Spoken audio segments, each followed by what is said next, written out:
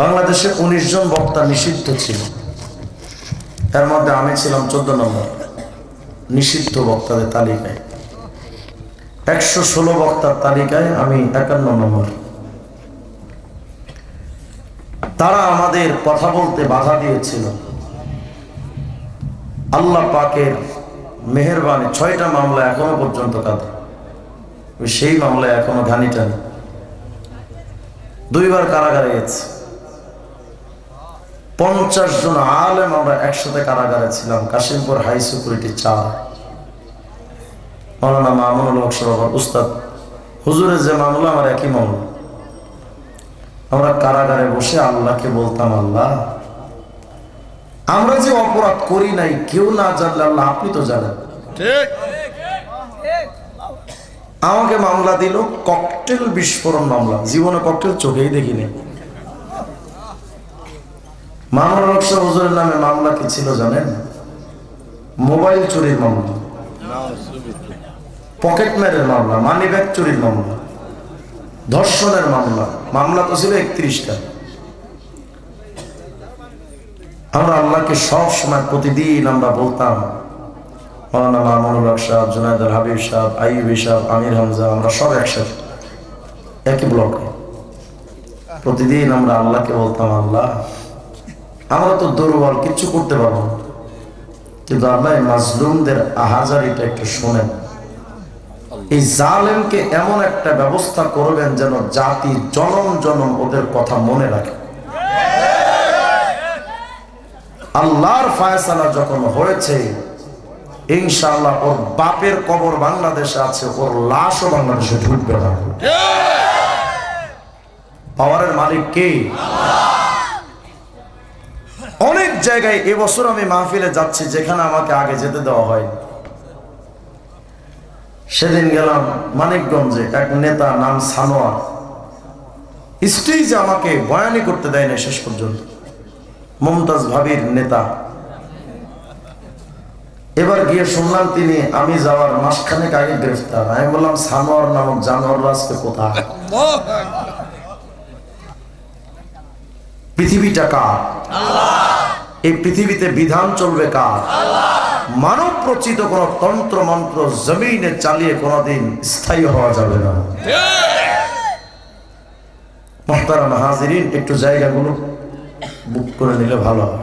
সামনে যার যত খালি জায়গা আছে আসেন আসেন আসেন আসেন, ভালো লাগবে ইনশাআল্লাহ, খোরাক পাবেন, আসেন।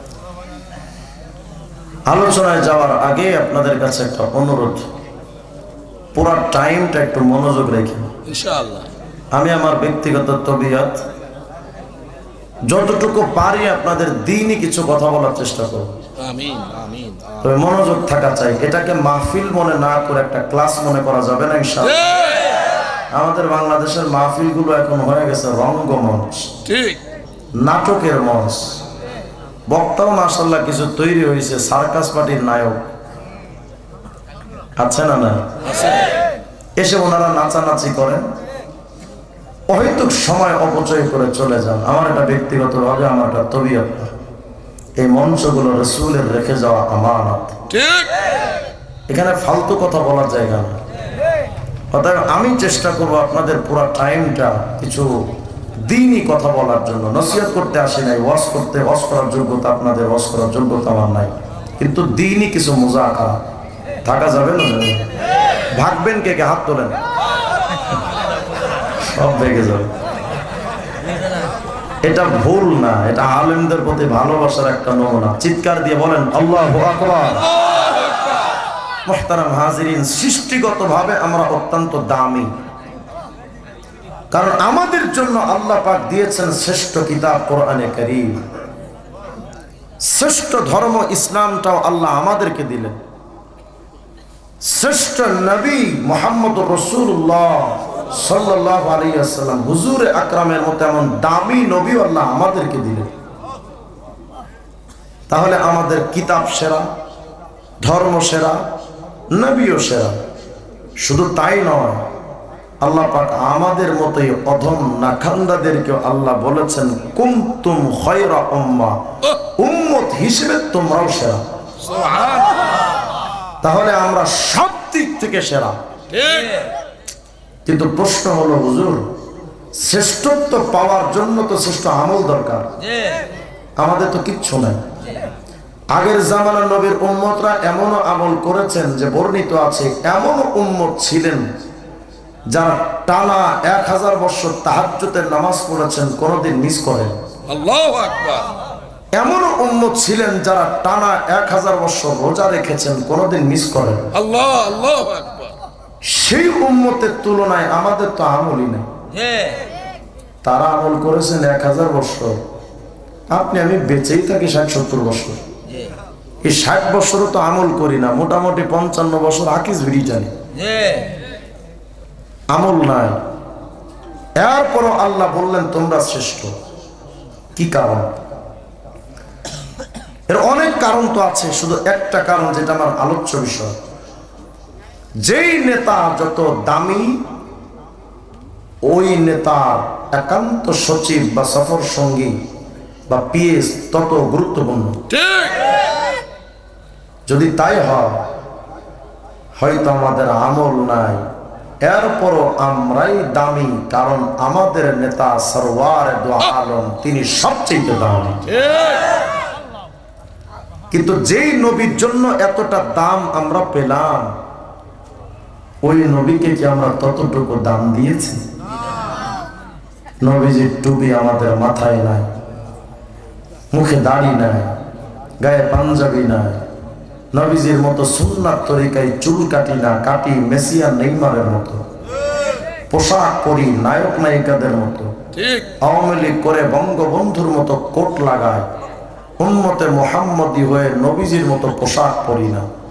আমাদের ব্যক্তিগত জীবনে নবীর ইসলাম নাই, অর্থনীতিতে নবীর ইসলাম নাই, সমাজনীতিতে নবীর ইসলাম নাই, রাজনীতিতে নবীর ইসলাম নাই, আমাদের ব্যক্তি জীবনে ইসলাম নাই, পারিবারিক জীবনে ইসলাম নাই, সামাজিক জীবনে আমাদের ইসলাম নাই। আমরা বিয়ে শাদী করি, হিন্দু আনি কোথায়, আমরা খানা খাই টেবিল বিছিয়ে বিদেশি বিজাতীয়দের কালচারে, নবীর সুন্নাত তরিকায় নয়। আমাদের ব্যক্তি জীবনে আমরা গোসল করি নিজের মন মতো, নবীর সুন্নাত তরিকায় নয়। আমাদের কোনো ক্ষেত্রেই নবীজির সুন্নাত নাই। আমাদের রাষ্ট্রীয় জীবনে আমাদের বাংলাদেশের সংবিধান প্রণীত হচ্ছে গণতন্ত্র, সমাজতন্ত্র, জাতীয়তাবাদ, ধর্মনিরপেক্ষ মতবাদের মতো কুফরি মতবাদ দিয়ে আমার বাংলাদেশের সংবিধান সাজানো, আমার বাংলাদেশের আদালতগুলো চলে মানব প্রচিত তন্ত্র মন্ত্রের আইন দিয়ে। আমার আদালতে নবীর ইসলাম চলে না। কোনো ক্ষেত্রেই আমরা নবীর আদর্শ, সুন্নাহ, নির্দেশনা আমরা মানতে পারলাম না, অথচ দাবি করে বসেছি আমরা উম্মতে মুহাম্মদী। শোনো উম্মতে মুহাম্মদী, যদি তুমি উম্মতে মুহাম্মদী হতে চাও, নবীর টোটাল সুন্নাহ আপনার মানার দরকার ছিল। যদি আপনি মুজিব সেনা হন, মুজিবের আদর্শ না মানেন, মানুষ আপনাকে প্রতারক বলবে। জিয়ার আদর্শের সৈনিক হয়ে জিয়ার আদর্শ যদি আপনি না মানেন, মানুষ আপনাকে চিটিংবাজ বলে আপনাকে গালি দিবে। যদি তাই হয়, তাহলে আমিও একথা সুস্পষ্ট করে বলি, নবীর টুপি মাথায় না দিয়া, মুখে দাড়ি না রেখা, গায়ে পাঞ্জাবি না দিয়ে ব্যক্তি জীবনে নবীর সুন্নাত নাই, পারিবারিক জীবনে নবীর সুন্নাহ নাই, সামাজিক জীবনে নবীর আদর্শ নয়, রাষ্ট্রীয় জীবনে নবীর আদর্শ নয়, কোন ক্ষেত্রেই নবীর আদর্শ চলে না। এরপরেও দাবি করেন উম্মতে মুহাম্মদী। এর চাইতে বড় ধোঁকাবাজি, প্রতারণা আর কিচ্ছু হতে পারে না। আপনি আমি নবীর ইসলাম তো মানলাম না, নবীর ইসলাম আমাদের কাছে পছন্দ হলো না। হ্যাঁ, হয়তো আমরা ব্যক্তি জীবনে টুপির ইসলাম মেনেছি, সামাজিক জীবনে হয়তো কিছু ইসলাম মেনেছি, ব্যক্তি জীবনে হয়তো পোশাকের ইসলাম মেনেছি, রাষ্ট্রীয় জীবনেও যে একটা ইসলাম আছে। চোর চুরি করলে তার হাত কাটতে হবে, ইসলামের বিধান। ডাকাত ডাকাতি করলে ইসলামী বিধান কার্যকর হবে। জেনাকার জেনা করলে তার জন্য ইসলামী রাষ্ট্রীয় শাস্তির ব্যবস্থা আছে। আমরা ওই ইসলাম তো আজও পর্যন্ত মানতে পারলাম না, মানার ফিকিরটাও করতে পারলাম না। হয়তো টুপির ইসলাম মেনেছি, দাড়ির ইসলাম মেনেছি, নামাজ রোজার ইসলাম মেনেছি, রাষ্ট্রের ইসলাম কে মানবে? অথচ আল্লাহই তো বলেছেন উদখুলু ফিস সিলমি কাফা, ইসলামে পরিপূর্ণভাবে প্রবেশ করো। তো ব্যক্তি জীবনে ইসলামে প্রবেশ করেছি, রাষ্ট্রীয় জীবনে তো ইসলামে প্রবেশ করি নাই এখনো, সামাজিক জীবনে তো ইসলামে প্রবেশ করলাম না এখনো। এরপরও আপনি আমি মরার পর কবরে আমাকে বলে দিয়ে আসছে বিসমিল্লাহি ওয়া আলা মিল্লাতি রাসূলিল্লাহ, একে রসুলের ধর্মের ওপরে একে মুসলিম হিসেবে কবরে রেখে যাচ্ছি। অথচ ওই জালেম দুনিয়াতে টুপি মাথায় দেয় নাই, নবীর সুন্নাত তরিকায় চুল কাটে নাই, দাড়ি রাখে নাই, গায়ে পাঞ্জাবি দেয় নাই, ব্যক্তি জীবনে ইসলাম মানে নাই, পারিবারিক জীবনে নবীর ইসলাম মানে নাই, রাষ্ট্রীয় জীবনে ইসলাম মানে নাই। এরপরও তারে রেখে আসছি নবীর ধর্মের উপরে কথা বলে। আল্লাহর সাথে এর চেয়ে বড় ধোঁকাবাজি আর প্রতারণা কিচ্ছু হতে পারে। আপনি আমি নবীর ইসলাম তো মানলাম না, ব্যক্তি জীবনে মানি নাই, পারিবারিক জীবনে মানি নাই, রাষ্ট্রীয় জীবনে আমরা মেনেছি কাকে? লেনিন, গালমাস, মাও সেতুং, আব্রাহাম লিঙ্কন, জিয়া, এরশাদ, মুজিবকে রাষ্ট্রীয় জীবনে আমরা মেনেছি। নবীর ইসলামতন্ত্র আমরা আমাদের বাংলাদেশের সংবিধানে আমরা সেটা এখনো পর্যন্ত ঢুকাতে পারলাম না। রাগ করেন আর যা করেন, বাস্তবতা হলো গণতন্ত্র, সমাজতন্ত্র, প্রজাতন্ত্র, সাম্যবাদ, পুঁজিবাদ, জাতীয়তাবাদ, বস্তুবাদ, ধর্মনিরপেক্ষ মতবাদ, প্রত্যেকটা মতবাদ কাফের বেঈমানদের বানানো, একটা তন্ত্র মুসলমানদের বানানো নয়। জাতীয়তাবাদ কাফেরদের বানানো, গণতন্ত্র কাফেরদের বানানো। সেই গণতন্ত্র জাতীয়তাবাদ আমার বাংলাদেশের সংবিধানে চাপিয়ে দিয়ে আমার বাংলাদেশের মুক্তিযোদ্ধাদের সাথে 3 লক্ষ মানুষ জীবন দিয়েছে এই বাংলাদেশকে স্বাধীন করার জন্য। মুসলমানদের 90% রক্ত এই বাংলার স্বাধীন করার জন্য রক্ত ঝরেছে মুসলমানের। সেই মুসলমানের ইসলামতন্ত্র বাদ দিয়া গণতন্ত্র, সমাজতন্ত্র, জাতীয়তাবাদ, ধর্মনিরপেক্ষ মতবাদের মতো কুফরি মতবাদ আমার সংবিধানে চাপিয়ে দিয়ে সমস্ত মুক্তিযোদ্ধা শহীদদের সাথে সর্বপ্রথম তাদের রক্তের সাথে গাদ্দারি করেছে বঙ্গবন্ধু শেখ মুজিব। আপনি মানেন আর না মানেন, 90% মুসলমানের রক্তের উপরে দাঁড়িয়ে যে বাংলাদেশ স্বাধীন হলো, ওই বাংলাদেশের সংবিধানে থাকবে ইসলামতন্ত্র। গণতন্ত্র আসলো কেন? ওখানে থাকবে ইসলামতন্ত্র। সমাজতন্ত্র আসলো কেন? ইসলামতন্ত্র বাদ দিয়া জাতীয়তাবাদকে প্রতিষ্ঠা করা রাজনীতি করে গেলেন। মুসলমান ভালো করে মনে রাখবেন, আল্লাহর নবীর ইসলামের প্রতি বৃদ্ধাঙ্গুলি দেখিয়ে আপনি সুখ শান্তি তালাশ করতে চান। আমরা তো দেখেছি সুখের স্বপ্ন প্রত্যেকটা সরকার আমাদেরকে দেখিয়েছিল। যখন যেই সরকার এসেছে 53টা বৎসর ইতিহাসে বাংলাদেশে, যখন যেই সরকার এসেছে আমাদের সবাই স্বপ্ন দেখিয়েছিল একটা সুষ্ঠু সমাজ ব্যবস্থা, একটা আলোকিত সমাজ উপহার দিবে, একটা শান্তিময় দেশ আমাদের উপহার দিবে। 53টা বৎসরে প্রত্যেকটা সরকার আমাদের এই একই বুলি আউড়িয়ে আমাদের ভোট আর সরকারি নোট চুরি করে দেশে বিদেশে তারা গাড়ি বাড়ি অট্টালিকা হাঁকিয়ে তাদের এক একটার ভুড়ি দেওয়ানবাগির মতো করেছে। আজ পর্যন্ত এই জাতির কপালে শান্তি আসেনি। এই জাতি আগেও যেমন ফকির ছিল, আজও তেমন ফকির আছে। আগেও যেমন নিরাপত্তাহীনতায় ভুগেছে, আজও পর্যন্ত তেমন নিরাপত্তাহীনতায় ভুগছে। এই জাতি অর্ধ শতাব্দী স্বাধীনতার চলে গেল, আজও পর্যন্ত শান্তি পায়নি। আজও তারা স্বাধীনতার স্বপ্ন দেখে। 2024 সালে আবার তারা স্বাধীনতার আন্দোলন করেছে। বোঝা গেল মানব রচিত তন্ত্র মন্ত্র দিয়ে তারা রাষ্ট্র পরিচালনা করতে চেয়ে আমাদেরকে শান্তির বার্তা দেয়। এরা প্রত্যেকটা ধোঁকাবাজ এবং প্রতারক। মানব রচিত তন্ত্র মন্ত্র দিয়ে কোনোদিন এই জাতির কপালে শান্তি আসতে পারে না। যারাই আমাদেরকে স্বপ্ন দেখান সবাই আমাদেরকে চোখে ধুলা দিয়ে আমাদেরকে বোকা বানান। অথচ ওরাই আমাদেরকে বলে মোল্লাদের দিয়ে কি হবে, দেশটা তো মোল্লারা চালাইতে পারবে না। তো তোর নেতারা কি ঘোড়ার ডিম করছে দেখা। এই 53টা বৎসরে তোমার নেতারা আমাদেরকে কি দিয়েছে? কিচ্ছু তো দিতে পারে নাই। আমি স্পষ্ট করে এটা চ্যালেঞ্জ করে বলি, অন্তর্বর্তীকালীন সরকারও আমাদেরকে বলছে দেশটাকে সংস্কার করা হবে, প্রতিটা সেক্টর সংস্কার হবে। এটাও ধোঁকাবাজি, এটাও প্রতারণা, এটাও আইওয়াশ। কিচ্ছু না। এই সরকারও বাংলাদেশে জীবনে কোনোদিন সংস্কার আনতে পারবে না। সংস্কার আনার জন্য একমাত্র তন্ত্র দরকার, মুহাম্মদ আরবির তন্ত্র। মুহাম্মদ আরবির আদর্শ যতদিন পর্যন্ত বাংলাদেশের প্রতিটা প্রতিটা সেক্টরে বাস্তবায়ন না হবে ততদিন পর্যন্ত এই দেশ সংস্কার হতে পারবেন না। হ্যাঁ, আমাদের অনেক হুজুররা ডক্টর ইউনূসের জন্য দোয়া করতে পারেন, এই সরকারের জন্য দোয়া কইরা ভাষায় দিতে পারেন। আমি তাদের কাছে প্রশ্ন ছুটতে চাই, এই ডক্টর ইউনূস সহ বাংলাদেশের যত সরকার এই পর্যন্ত আসছে বা এখনো যারা আছে, কেউ তো ইসলামতন্ত্রের রাজনীতি করে নাই, সবাই তো মানবরচিত কুফরিতন্ত্রের রাজনীতি করেছে। এদের দ্বারা দেশ সংস্কার হবে কিভাবে? তুমি স্বপ্ন দেখো, তুমি জাহিলিয়াতের আধারে ডুবে আছো। শোনো, 1400 বছর আগের ইসলাম যেমন জাহিলিয়াতের আধার কেটে একটা সোনালী সমাজ উপহার দিয়েছিল, ওই ইসলামতন্ত্র পৃথিবীর যে কোনো জায়গায় প্রতিষ্ঠিত হয়েছে, সেখানে শান্তি এসেছে। এটা শুধু ইতিহাস নয়, 1400 বছর পরে আজও পর্যন্ত সেই মোল্লাদের তন্ত্র দিয়ে, আজও পর্যন্ত সেই ইসলামতন্ত্র দিয়ে আফগানিস্তানের তালেবান মোল্লাদের মাধ্যমে আফগানিস্তানে এমন একটা সুন্দর রাষ্ট্র ব্যবস্থা তৈরি হয়েছে, ওখানে চুরি নাই, ডাকাতি নাই, রাহাজানি নাই, খুন নাই, ধর্ষণ নাই। সুতরাং এ কথা সুস্পষ্টভাবে চ্যালেঞ্জ করে বলতে পারি, যতদিন পর্যন্ত ইসলাম প্রতিষ্ঠিত না হবে ততদিন পর্যন্ত শান্তি আসতে পারে না। আমরা যখন কারাগারে গেছি, কারাগারের উপরে লেখা থাকে, রাখিব নিরাপদ, দেখাবো আলোর পথ। কি ঘোড়ার ডিমের আলোর পথ দেখেছে? ঠাড়া বড় মিথ্যা কথা। কি ঘোড়ার ডিমের আলোর পথ দেখে আমাকে বলেন তো? আজ পর্যন্ত কারাগার থেকে ফিরে কোনো আসামি চুরি ছেড়ে দিয়েছে প্রমাণ আছে? কথা হয় না। কি আলোর পথ দেখালো? অথচ আমি আপনাকে ভুরি ভুরি প্রমাণ দিতে পারবো, চরমনায় উজানি নানুপুর হুজুরদের কাছে গিয়ে অসংখ্য চোর ডাকাত ভালো হয়ে গেছে, তাবলিগে গিয়ে অনেক মানুষ ভালো হয়ে গেছে। সুতরাং আলোকিত সমাজ যদি উপহার দিতে হয়, কারাগারে আলেমদেরকে আসামি হিসেবে না ঢুকিয়ে প্রত্যেকটা দিন আলেমদেরকে নিয়ে সমস্ত আসামিদের সামনে যদি 1 ঘন্টা যাবত নবীর আদর্শের চর্চা করে আলোচনা বয়ান করানো হতো, প্রত্যেকটা আসামি আলোকিত সমাজ পেত। এছাড়া আলোকিত জীবন পাওয়ার আর কোনো কারণ নাই। অথচ আমরা সে আখের তাদের দিকে দৌড়াচ্ছি।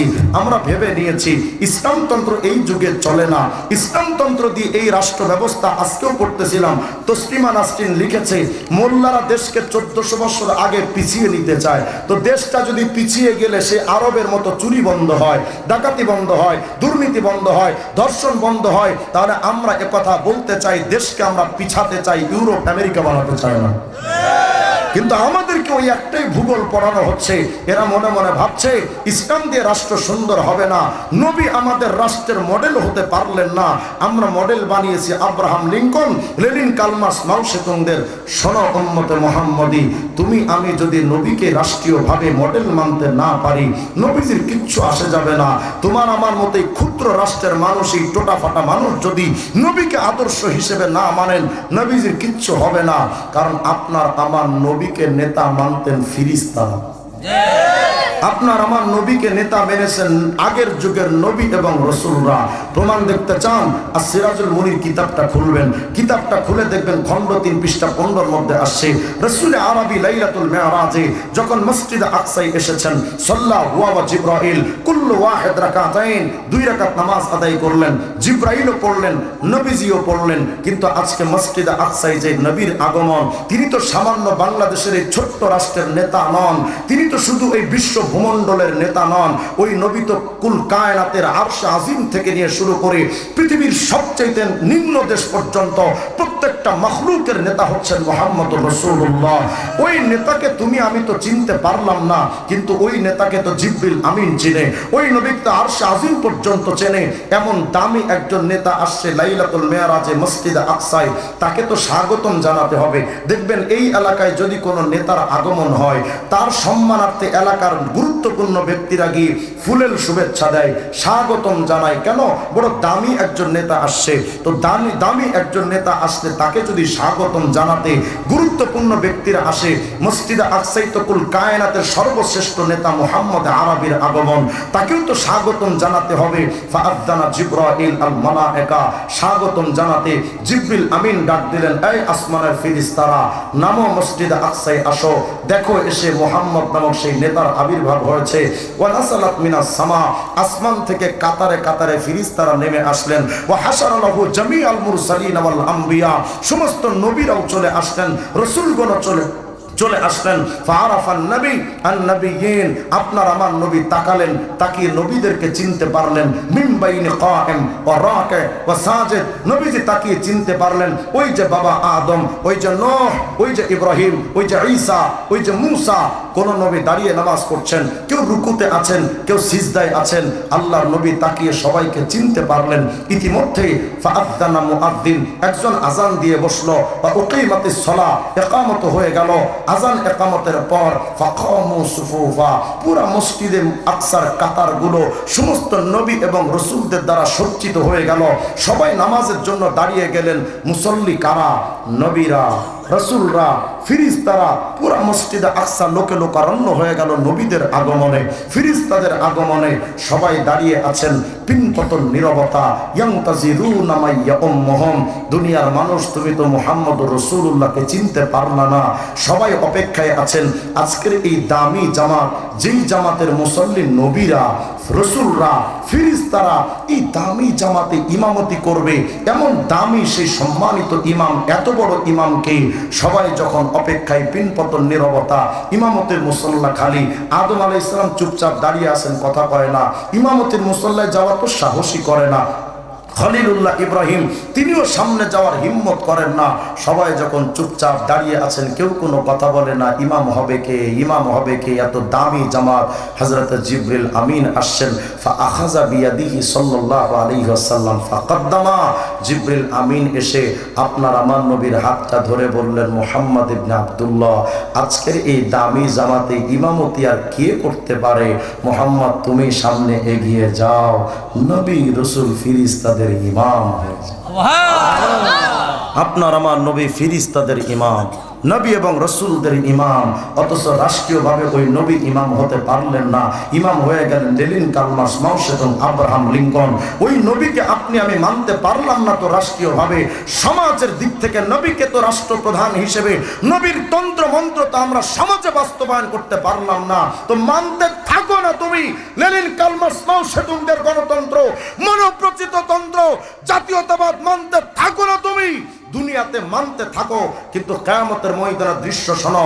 জামে সহিহ বুখারী 2496 নম্বর হাদিস, রাসূল করিম আলাইহিস সালাম বলেছেন, ফাআকুনু আউওয়ালা মান তানশাক্কু আনহুল আরদ, কিয়ামতের ময়দানে এই জমিন ফেটে হাসরের ময়দানে সর্বপ্রথম যিনি উঠবেন তিনি আর কেউ না, তোমার আমার নবী মুহাম্মদুর রাসূলুল্লাহ।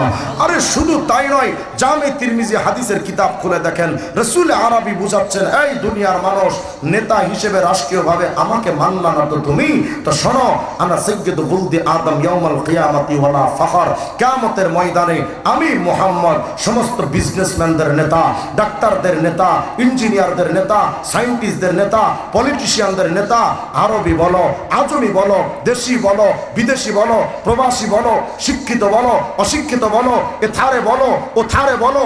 আরে রাসূল বলেছেন, শোনো, সমস্ত মানবকুল, সমস্ত ফিরিস্তারা, সমস্ত জিন্নাত, সমস্ত মখলুকের কিয়ামতের ময়দানে রাসূল বলেন, আরে কোথায় তোমার জিয়া, এরশাদ আর মুজিব, লেনিন, কার্ল মার্কস, মাও সেতুং আর আব্রাহাম লিঙ্কন? নবীজি বলেন, কিয়ামতে নেতা থাকবে শুধুমাত্র একজন, আমি মুহাম্মদুর রাসূলুল্লাহ। আর কোন নেতা থাকবে না। ওই কিয়ামতে আল্লাহ বলবেন, চলো সবাই নিজের নেতার পেছনে দৌড়াও, সবাই নিজেদের নেতার পেছনে যাও। তুমি আমি দৌড় দিয়ে যাব নবীজির পেছনে। ফিরিস্তারা তাকায় দেখবে তুমি জাতীয়তাবাদ, গণতন্ত্র, সমাজতন্ত্রের রাজনীতি করেছো, ইসলামতন্ত্রের রাজনীতি করো নাই, ইসলাম প্রতিষ্ঠার রাজনীতি করো নাই। এরপরও তুমি যাইবা নবীর দিকে, ফিরিস্তারা ধইরা ধইরা জুতা দিয়ে পিটাবে। এত সোজা নয় নবীর মহব্বত, এত সোজা নয় কিয়ামতের ময়দানে জান্নাতের পথ, এতটা সহজ নয়। আল্লাহ পাকের রাসূল বলেছেন, শোনো, কিয়ামতের ময়দানে আমি নবী ও বিয়াদি লিয়াউল হামদি ইয়াউমাল কিয়ামা, কিয়ামতের ময়দানে আমি মুহাম্মদের হাতে একটা প্রশংসার ঝান্ডা পতাকা থাকবে।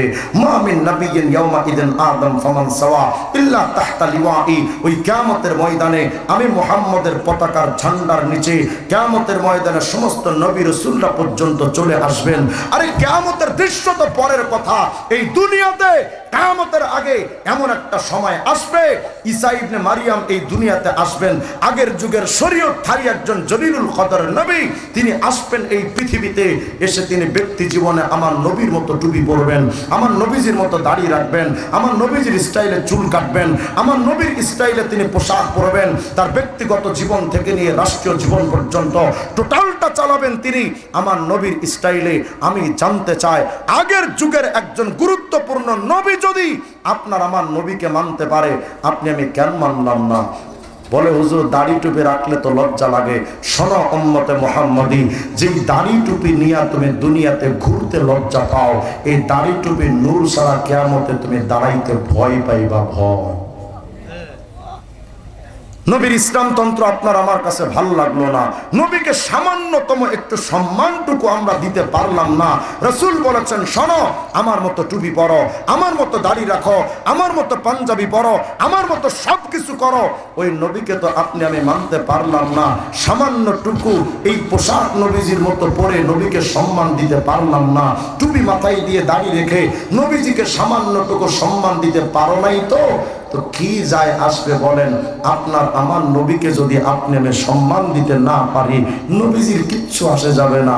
তোমার আমার দেওয়া সম্মান পাওয়ার জন্য নবীর কেনা কাঁদে না, কারণ আপনার আমার নবীকে সম্মান করেন আল্লাহ নিজে। সুবহানাল্লাহ, আসতে বললেন আপনারা? প্রমাণ দেখতে চান তো ঠিক আছে, কিতাব খুলেন, কোরআনে কারীম খুলেন, সূরাতুল ফাতিহা থেকে সূরাতুন নাস পর্যন্ত পুরা কোরআন শরীফ যদি আপনি তালাশ করেন তো দেখবেন প্রতিটা আয়াতে আয়াতে, প্রতিটা পাতায় পাতায় আল্লাহ পাক কিভাবে তার রাসূলকে সম্মান দিয়েছেন। সব নবীদের আল্লাহর নাম ধরে ধরে ডেকেছেন, যত বড় নবী আসছে সব নবীদের আল্লাহর নাম ধরে ধরে ডেকেছেন। কিন্তু আপনার আমার নবীকে আল্লাহ একবারের জন্য ইয়া মুহাম্মদ বলে ডাকেননি, অথচ আল্লাহ ডেকেছেন ইয়া আদম, ইয়া নূহ, ইয়া ইব্রাহিম। কোরআনে কারীম খুললেন তো প্রত্যেকটা আয়াত দেখবেন আল্লাহ বলছেন আদমকে, ইয়া আদম উসকুন আনতা ওয়া যাওজুকাল জান্নাহ, ইয়া নূহ ইহবিত বিসালামিন মিন্না বারাকাতিন আলাইক, ইয়া ইব্রাহিম ক্বাদ সাদ্দাকতার রুয়া, ইয়া ইয়াহইয়া খুযিল কিতাবা বিকুওয়া, ইয়া যাকারিয়া ইন্না নুবাশশিরুকা বিগুলামিন ইসমুহু ইয়াহইয়া, ইয়া দাউদ ইন্না জাআলনাকা খলিফাতান ফিল আরদ ফাহকুম বাইনান নাসি বিল হাক্কি ওয়া লা তাত্তাবি'ল হাওয়া ওয়া মা তিলকা বিয়ামিনিকা ইয়া মূসা, ইয়া ঈসা ইন্নী মুতাওয়াফফিকা ওয়া রাফিউকা ইলাইয়া। সব নবীদের আল্লাহর নাম ধরে ধরে ডেকেছেন, কত বড় বড় নবীদের নাম, কিন্তু আল্লাহ পাক তার হাবিবে কিবরিয়াকে একবারের জন্য বললেন না ইয়া মুহাম্মদ। হ্যাঁ, যখনই নবীকে আল্লাহ ডাকার প্রয়োজন হয়েছে তখন অত্যন্ত সম্মানের সাথে, মুহাব্বতের সাথে, আসমতার হুরমতের সাথে, মুহাব্বতার দরদের সাথে, অতি নম্রতার সাথে আল্লাহকে আদর করে ডেকেছেন, ইয়া আইয়ুহান নবী হাসবুকাল্লাহ, ইয়া আইয়ুহার রাসূল বাল্লিগ মা উনজিলা ইলাইকা মির রাব্বিক, ইয়া আইয়ুহাল মুযাম্মিল কুমিল লাইলা ইল্লা কালিলা, ইয়া আইয়ুহাল মুদাথথির কুম ফাআনজির, ইয়াসিন ওয়াল কুরআনিল হাকীম। আল্লাহ পাক কতটা চমৎকার করে তার রাসূলকে সম্মান দিলেন। আর শুধু কি তাই, আপনি কোরআন শরীফ খুলেন, আল্লাহ পাক এমন কোন সম্মানের সিস্টেম নাই যেই সম্মানটা আল্লাহ তার নবীকে দেন নাই।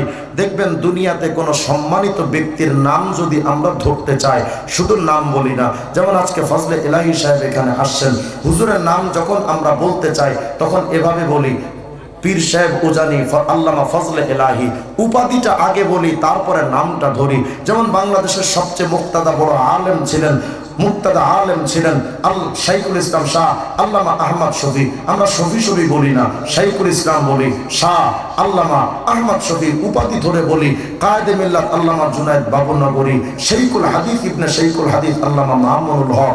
এভাবে প্রত্যেকের সম্মানিত ব্যক্তিদের নাম ধরতে আমরা উপাধিটা ব্যবহার করি। আল্লাহ পাক পুরা কোরআন শরীফে একটা জায়গায় শুধু মুহাম্মদ বলেননি, মুহাম্মদ বলার সাথে নবীজির লকবটা ব্যবহার করেছেন রাসূলুল্লাহ নইলে খাতামুন নাবিয়্যিন। দেখেন আল্লাহ বলছেন, ওমা মুহাম্মাদুন ইল্লা রাসূল ক্বাদ খালাত মিন ক্বাবলিহির রাসূল মুহাম্মাদুর রাসূলুল্লাহ ওয়াল্লাযীনা মাআহু আশিদ্দাউ আলাল কুফফার মা কানা মুহাম্মাদুন আবা আহাদিম মির রিজালিকুম ওয়ালাকিন রাসূলুল্লাহি ওয়া খাতামান নাবিয়্যিন। যেই নবীকে আল্লাহ এতটা সম্মান দেন, ওই নবীর দাড়িটা কাইটা সেলুনে ফালায়া মানুষের পায়ের তলায় জুতা দিয়া পিষ্ট করে তুমি নবীকে কতটা আঘাত করো। যেই নবীকে আল্লাহ নিজে এতটা সম্মান দেন, ওই নবীর টুপিটা ছুঁড়ে ফেলে নবীকে বুঝান, নবী আপনার টুপি আমার পছন্দ না। দাড়িটা কাইটা বুঝান, নবী আপনার দাড়ি আমার ভালো লাগে না। নবীর চুল স্টাইল করে না কেটে, নবীর মতো না কেটে, মেসি আর নেইমারের মতো চুল তুমি কেটে যুবক তুমি নবীকে এই মেসেজ দাও, হ্যাঁ নবী আপনার চুল কাটার স্টাইল আমার পছন্দ না, আমার কাছে মেসি আর নেইমারের সিস্টেমটা বড্ড পছন্দ। তুমি নবীর ইসলামতন্ত্রের রাজনীতি বাদ দিয়া লেনিন কালমাস মাও সেতুলদের রাজনীতি করে তুমি বুঝাও, নবী আপনার ইসলাম দিয়ে আমার সমাজ ব্যবস্থা চলবে না। এজন্য কাফের বেঈমানদের প্রণীত সেই তন্ত্র মন্ত্রগুলো আমরা পালন করে তাদের মতো করে আমরা দেশ চালাবো। তুমি নবীকে আর কত ভাবে অসম্মান করবো আমাকে বুঝাও। স্বৈরাচার সরকারের আমলে রাশেদ খান মেনন নামক এক কুলাঙ্গার বলেছিল, মোল্লাতন্ত্র এদেশে চলবে না। মোল্লাতন্ত্র মানেই তো ইসলামতন্ত্র, কথা হয়। মোল্লাতন্ত্রই বাংলাদেশে চলবে না। হিজাব, বোরখা, নিকাব এগুলো তো আরবের কালচার, ওটা এই বাংলাদেশে চলবে না। কেন? হুজুর বাংলাদেশ একটা স্বাধীন ভূখণ্ড, এই স্বাধীন ভূখণ্ডে বিদেশি কালচার আনলে স্বাধীনতার তো সম্মান থাকে না। আমি তখনও বলেছি, আজ বলছি, স্বাধীন এই ভূখণ্ডে যদি আরবের কালচার চলতে না পারে বিদেশি হবার কারণে, তাহলে তোর বাংলাদেশে তুই যে জাতীয় সঙ্গীত গাস, তোর জাতীয় সঙ্গীত তো প্রণয়ন করেছে ভারতের রবি ঠাকুর। আমি জানতে চাই, যদি বাংলাদেশে ভারতের রবি ঠাকুরের গানকে যদি জাতীয় সঙ্গীত হিসেবে গাইলে যদি প্রশ্ন না থাকে, ইসলাম আরবের হওয়ার পরও প্রশ্ন তুলবি আর জুতা দিয়া পিটানো দরকার। এমনকি সে নিজে যে রাজনীতি করে সমাজতান্ত্রিক রাজনীতি, তার রাজনীতির বাড়ি রাশিয়ায়। বাংলাদেশের সংবিধানের 4টা বিষয়, গণতন্ত্র, সমাজতন্ত্র, জাতীয়তাবাদ, ধর্মনিরপেক্ষ মতবাদ, 4টা তন্ত্রই তো বিদেশি কুত্তাদের বানানো।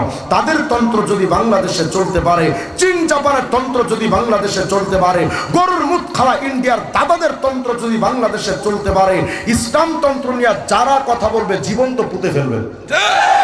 প্রস্তুত থাকবেন তো ইনশাআল্লাহ? তবে আল্লাহ বুঝাচ্ছেন, অনবী ওরা ভাবে যে আপনি শুধু আরবের জন্য আসছেন, কিন্তু নবী গো আমি আল্লাহ তো শুধু আপনাকে আরবের কুরাইশের জন্য পাঠাই নাই, বনি উমাইয়া, বনি হাশিম, বনি আব্দুল মুত্তালিবের জন্যই শুধু আমি পাঠাই নাই। অনবী আমি আল্লাহ আপনাকে শুধু এক এরিয়ার জন্য পাঠাইনি। অথচ নবী জানেন, আগের যুগের সব নবীদেরকে পাঠিয়েছিলাম নিজের গোত্রের দিকে, নিজের গোত্রের ভেতরে। যেমন আল্লাহ বলছেন, লাকাদ আরসালনা নূহান ইলা কওমি, নূহকে পাঠিয়েছি তার গোত্রের দিকে। ওয়াতিলকা হুজ্জাতুনা আতাইনাহা ইব্রাহিম, ইব্রাহিমকে হুজ্জত দিয়ে পাঠিয়েছি আলা কওমি, নিজের জাতির কাছে। ওয়া ইলা আদিন আখাহুম হুদা, আদ জাতির কাছে পাঠিয়েছি আমি হুদকে। ওয়া আতাইনা মূসাল কিতাবা ওয়া জাআলনাহু হুদাল লিবানি ইসরাঈল, মূসাকে পাঠিয়েছি বনি ইসরাঈলের লোকদের কাছে। শুধু এই 4জন নবী নিজের গোত্রে আসছে বিষয়টা এমন নয়। আল্লাহ বলেন, নবী গো ওমা আরসালনা মির রাসূলিন ইল্লা বিলিসানি কওমি, ও নবী সব নবীদের আমি আল্লাহ পাঠিয়েছি নিজের গোত্র আর জাতির ভাষা শিক্ষা দিয়া তাদের কাছে। কিন্তু আল্লাহ পাক আমাদের নবীকে বললেন, নবী গো আমি আল্লাহ শুধু আপনাকে কুরাইশের জন্য পাঠাইনি, শুধু জাজিরাতুল আরব, আরবের 22টা রাষ্ট্রের আরব স্টেটের জন্য শুধু পাঠাইনি। ও নবী সব নবীদের পাঠিয়েছি নিজের গোত্রের জন্য। ওমা আরসালনাকা ইল্লা কাফাতাল লিন্নাস বাশীরা ওয়া নাযীরা, নবী আমি আল্লাহ আপনাকে পূর্ব থেকে পশ্চিম, উত্তর থেকে দক্ষিণ, পৃথিবীর প্রত্যেকটা মেরুর প্রত্যেকটা রন্ধ্র রন্ধ্র, ইঞ্চি ইঞ্চি মাটির প্রত্যেকটা মানুষের জন্য আমি আল্লাহ আপনাকে পাঠিয়েছি। তাহলে এ কথা সুস্পষ্ট ভাবে বলতে পারি, লা ইয়াবকা আলা যহরিল আরদি বাইতু মাদারিন ওয়ালা ওয়াবার ইল্লা আদখালাহুল্লাহু কালিমাতাল ইসলাম। কিয়ামতের আগে এমন একটা সময় আসবে যেই দিন পুরা পৃথিবীর প্রত্যেকটা রন্ধ্রে রন্ধ্রে, আরব থেকে নিয়ে বাংলাদেশ, ওয়াশিংটন থেকে নিয়ে দিল্লির লালকেল্লা পর্যন্ত প্রত্যেকটা অঞ্চলে মুহাম্মদের কালেমার পতাকা উত্তীর্ণ হবে। কোন ইসলাম বিদ্বেষী ঠেকাইতে পারবে না। আমার নবীর ইসলামকে নিয়ে যারা ঠাট্টা করতে চায়, ওই নবীকে তো আপনি আমি মানতে পারলাম না। আরে শুধু কি আমার নবী দুনিয়ার জন্য আসছেন নাকি মিয়া?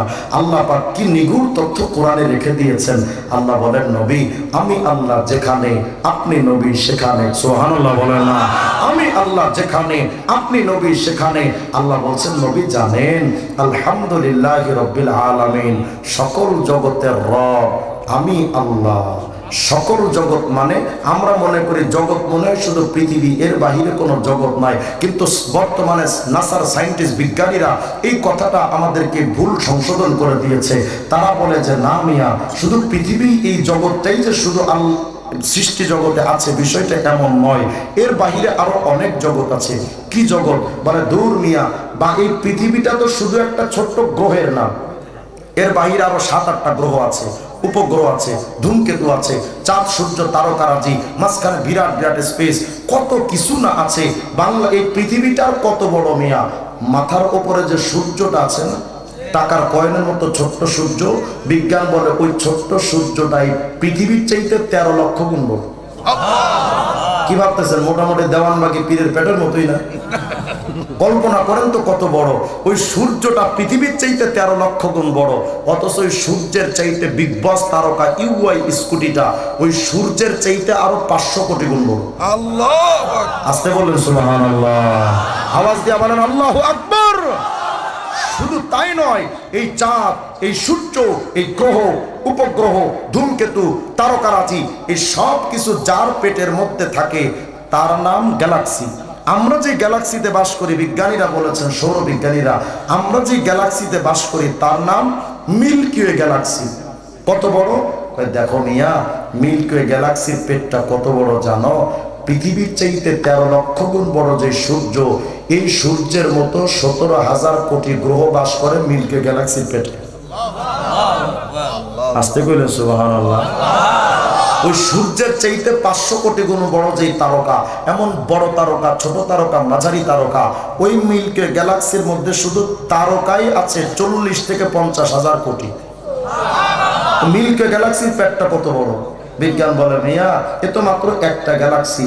নবমণ্ডলের মহাগ্যালাক্সির ভেতরে দৃশ্যমান জগতে এমন বড় বড় গ্যালাক্সি আছে কমপক্ষে 100 থেকে 200 লক্ষ কোটি। নবমণ্ডলে জগৎ কত হাজার কোটি আছে ভাবেন। এ তো মাত্র কয়েকটা তথ্য দিলাম। বিজ্ঞানের তথ্য শুনলে মাথা খারাপ হয়ে যায়, ওদিকে যেতে চাই না। আমি সামান্য একটু ধারণা দিচ্ছি আপনাদের। নবমণ্ডলের মধ্যে কত হাজার, মিলিয়ন, বিলিয়ন, ট্রিলিয়ন কোটি জগৎ আছে, তার হিসাব নাই। এর উপরে সাতবক জমিন আসমান, আরশ আছে, কুরসি আছে, লৌহ কলম, জান্নাত জাহান্নাম। আল্লাহ বলেন, নবী গো, আলহামদুলিল্লাহ রাব্বিল আলামিন। ও নবী, আমি আল্লাহ যেখানে, আপনি নবী সেখানে। নবী, আমি আল্লাহ তো সকল জগতের রব। ওমা আরসালনাকা ইল্লা রাহমাতাল লিল আলামিন। নবী, আমি আল্লাহ যেই যেই জগতের রব, আপনি মুহাম্মদ ওই জগতের রহমত। তাহলে আপনার আমার নবী শুধু বাংলাদেশ নিয়ে ভাবেন না, এই পৃথিবী নিয়ে শুধু নবী যে ভাবেন না। নবী শুধু এই পৃথিবীর নবী না, আপনার আমার নবী তো পৃথিবীরও নবী, গ্রহ উপগ্রহের নবী, ধূমকেতুর নবী, চাঁদ সূর্য তারকারাজিরও নবী। আপনার আমার নবী তো কালপুরুষ নিহারিকারও নবী, গ্যালাক্সিরও নবী, ইকারাসেরও নবী, মহাশূন্যেরও নবী, নক্ষত্র পুঞ্জেরও নবী, সাতবক জমিন আসমান আরশ কুরসি পর্যন্ত টোটাল সবকিছুর নবী আপনার আমার নবী। ওই নবীকে তো আরশে আজিম চেনে, তুমি চিনলা না কেন? ওই নবীকে তো লৌহ কলম চেনে, উম্মত তুমি চিনলা না কেন? যদি বলেন যে চিনি তো, নবীকে তো চিনে মহব্বত করি। মহব্বত যদি করো, তোমার মাথায় টুপি গেল কোথায়? মহব্বত যদি করো, নবীর স্টাইলে চুল কাটা গেল কোথায়? মহব্বত যদি করো, নবীর ইসলামতন্ত্র বৃত্তাঙ্গুলি প্রদর্শন করে তুমি জাতীয়তাবাদের রাজনীতি করো কেমনে? ইসলামতন্ত্র বাদ দিয়া তুমি গণতন্ত্রের রাজনীতি করো কেমনে? এটা তো আমার মাথায় ধরে না। ঠিক। নবীকে তো আপনি আমি চিনলাম না, মহব্বত করলাম না, তো কি যায় আসবে বলেন? কুল কায়নাত যদি নবীকে মহব্বত না করে কিচ্ছু হবে না। কারণ আপনার আমার নবীকে মহব্বত আল্লাহ নিজে করে। প্রমাণ লন, জামে তিরমিজির হাদিস, নবীজির সাহাবী আপন চাচাতো ভাই রইসুল মুফাসসিরিন আব্দুল্লাহ ইবনে আব্বাস রাদিয়াল্লাহু আনহু থেকে বর্ণিত হাদিস, তিনি বলেন, জালাসাল্লাহু মিনা সাহাবী রাসূলিল্লাহ সাল্লাল্লাহু আলাইহি ওয়াসাল্লাম। কি আজীব হাদিস। নবী সাহাবী বলেন, একদিন আমরা বসে আছি সাহাবীরা, কি জন্য? ইয়ান্তাজিরুনা, নবীজির অপেক্ষায় কখন নবীজি আসবেন। হুট করে নবী আসতে দেরি হচ্ছে, এক সাহাবী দাঁড়িয়ে গেছেন, গিয়া বলছেন, এই সাহাবীরা শোনো, কি সমস্যা? ইন্নাল্লাহা ইত্তাখাযা মিন খালকিহি খলিলা ইত্তাখাযাল্লাহু মিন ইব্রাহিমা খলিলা। জানো সাহাবীরা, সকল সৃষ্টি জগতের ভেতরে আল্লাহ পাক একজনকে বাছাই করে বানিয়েছেন খলিলুল্লাহ, তিনি হযরত ইব্রাহিম। তিনি ছাড়া আর কোনো খলিলুল্লাহ নাই। তো ভাবো তো ওয়ান পিস সৃষ্টি জগতে ওয়ান পিস খলিলুল্লাহ ইব্রাহিম, তো তিনি কত দামি নবী। আর তা তো ঠিক, কিন্তু আদমও তো কম না। আদম ইস্তাফাহুল্লাহ, আদমকে আল্লাহ নিজে নির্বাচিত করেছেন, তো আদম তো সফিউল্লাহ। আরেকজন কথা তাও তো ঠিক, কিন্তু মুসাও তো কম যান না। ফামুসা কাল্লামাহু তাকলিমা, মুসার সাথে তো আল্লাহ ডাইরেক্টলি কথা বলেছেন, ডিরেক্টলি কথা বলেছেন আল্লাহ মুসার সাথে, তিনি তো কালিমুল্লাহ। আরেকজন কথা তাও তো ঠিক, কিন্তু ঈসাও তো কম না। ফাঈসা কালিমাতুল্লাহ রূহ, ঈসা আলাইহিস সালাম তো রূহুল্লাহ উপাধি পেয়েছেন। তো একজন বলে আদম সফিউল্লাহ, একজন বলে ইব্রাহিম খলিলুল্লাহ, একজন বলে মুসা কালিমুল্লাহ, একজন বলে ঈসা রূহুল্লাহ। হুট করে ফাআকবালান নবী, ওখানে নবী আসলেন, ফাসাল্লামা আলাইহিম, এসে সাহাবীদের সালাম দিয়ে বলেন, এই সাহাবীরা শোনো, তোমরা না বলো আদম সফিউল্লাহ, ইব্রাহিম খলিলুল্লাহ, মুসা নাজিউল্লাহ, ঈসা রূহুল্লাহ। হ্যাঁ হ্যাঁ সাহাবীরা, আসলেই তো আদম তো সফিউল্লাহ আর ইব্রাহিম তো খলিলুল্লাহ, মুসা তো নাজিউল্লাহ আর ঈসা তো রূহুল্লাহ, মাগার জানো আমি মুহাম্মদ হাবিবুল্লাহ। মামানুল হাবিব, হাবিবুল্লাহ কাকে বলে? আরবি লুগাত অভিধান খুলবেন তো দেখবেন আল হাবিব বামানাল মাহবুব। আল্লাহ বোঝাতে চান নবী গো, সফিউল্লাহ আদম, খলিলুল্লাহ ইব্রাহিম, কালিমুল্লাহ মুসা, রূহুল্লাহ ঈসা ও নবী, সবাই কিন্তু আমাকে খুশি করার জন্য পাগল। আল্লাহ যেন বোঝাচ্ছেন নবী, এই যে আদম দেখেন 200 বছর কামছে আমাকে খুশি করার জন্য, খলিলুল্লাহ ইব্রাহিম আমাকে খুশি করার জন্য নমরুদের আগুনে ঝাঁপ দিয়েছেন, নিজের সন্তানকে পর্যন্ত জবাই করতে উদ্যত হয়েছেন। কালিমুল্লাহ মুসার কথা কন, আরে নবী উনি তো নীল দরিয়ায় ঝাঁপ দিয়েছেন আমারে খুশি করার জন্য। রূহুল্লাহ ঈসার কথা কন, উনিও তো আমার জন্য জীবন উৎসর্গ করতে প্রস্তুত ছিলেন। আল্লাহ বোঝাতে চান নবী গো, সফিউল্লাহ আদম, খলিলুল্লাহ ইব্রাহিম, কালিমুল্লাহ মুসা, রূহুল্লাহ ঈসা ও নবী, সবাই তো আমি আল্লাহকে খুশি করতে চাই। আর আমি আল্লাহ ঘোষণা দিচ্ছি, ওয়ালা সাউফা ইউতিকা রাব্বুকা ফাতারদা, নবী আমি আল্লাহ নিজে তোমারে খুশি করতে চাই। যেই নবীকে আল্লাহ নিজে খুশি করতে চান, ওই নবীর দাড়ি টাকাইটা তুমি নবীর কলিজার মধ্যে ছুরি চালায় দাও। সঠিক সঠিক। যেই নবীকে আল্লাহ নিজে খুশি করতে চান, ওই নবীকে আপনি আমি কোনো কেয়ার করলাম না। হায় হায় উম্মতে মুহাম্মাদি, ওই নবীর বিরুদ্ধে কোনো কুলাঙ্গার কথা কইলে তোমার লাগে না, অথচ তোমার নেতা জিয়ার বিরুদ্ধে কথা কইলে তুমি সহ্য করতে পারো না, মুজিবের বিরুদ্ধে কথা কইলে তুমি বরদাস্ত করতে পারো না, মাথা খারাপ এরশাদের বিরুদ্ধে কথা কইলে তোমার সহ্য হতো না। আমি বুঝাতে চাচ্ছি, আরে তোমার জিয়া এরশাদ আর মুজিবের মতো কোটি কোটি নেতাকে এক পাল্লায় রাখো, তুমি বঙ্গবন্ধুর কথাই তো বলো, 56,000 বর্গ মাইলের বাংলাদেশকে স্বাধীন করেছে, এজন্য তুমি মুজিবের এত ভক্ত। আমি তোমাকে বলি, 56,000 বর্গ মাইলকে স্বাধীন করার জন্য যদি বঙ্গবন্ধুকে মানা যায়, পুরো পৃথিবীকে স্বাধীন করার জন্য বিশ্ব নবীকে আগে মানা দরকার। আমার নবী তো স্বাধীনতার মূল স্থপতি, পুরা বিশ্বের স্বাধীনতার স্থপতি নবী, তার থিওরি মানা ছাড়া শান্তি আসতে পারে না। সেই নবীকে তুমি বাদ দিলা। তোমার কোটি কোটি নেতা কর্মীদেরকে যদি এক পাশে রাখো, তোমার জিয়া এরশাদ আর মুজিবের মতো কোটি কোটি নেতাকে যদি এক পাশে রাখো, আমার মুহাম্মদ রাসূলুল্লাহর পায়ের ধুলা যদি আরেক পাল্লায় রাখো, তোমার নেতাদের খুঁজে পাওয়া যাবে না। তাহলে তোমার নেতার বিরুদ্ধে যদি কোনো কুলাঙ্গার কথা পাই, তুমি সহ্য করতে পারো না, তাহলে আজকে থেকে সিদ্ধান্ত নেওয়া দরকার। প্রত্যেকটা নাস্তিকের এটা জেনে রাখা দরকার, এই বাংলাদেশে যেমন মুজিব সৈনিক আছে, এই বাংলাদেশে যেমন জিয়ার সৈনিক আছে, এই বাংলাদেশে যেমন এরশাদের সৈনিক আছে, বাংলাদেশের প্রত্যেকটা রন্ধ্রে রন্ধ্রে নবী প্রেমিকরাও হাজির আছে। পৃথিবীর কোন কুলাঙ্গার যদি নবীর বিরুদ্ধে কথা বলে, ও যত বড় বাপের বেটা হোক না কেন, আমার বাপও যদি হয়, সন্তানও যদি হয়, নেতাও যদি হয়, পীরও যদি হয়, রাষ্ট্রপতি প্রধানমন্ত্রী যদি হয়, থানার কোনো ওসিও যদি নবীর বিরুদ্ধে কথা বলে, ওরা যেখানেই পাওয়া যাবে জীবন্ত পুঁতে ফেলা দরকার।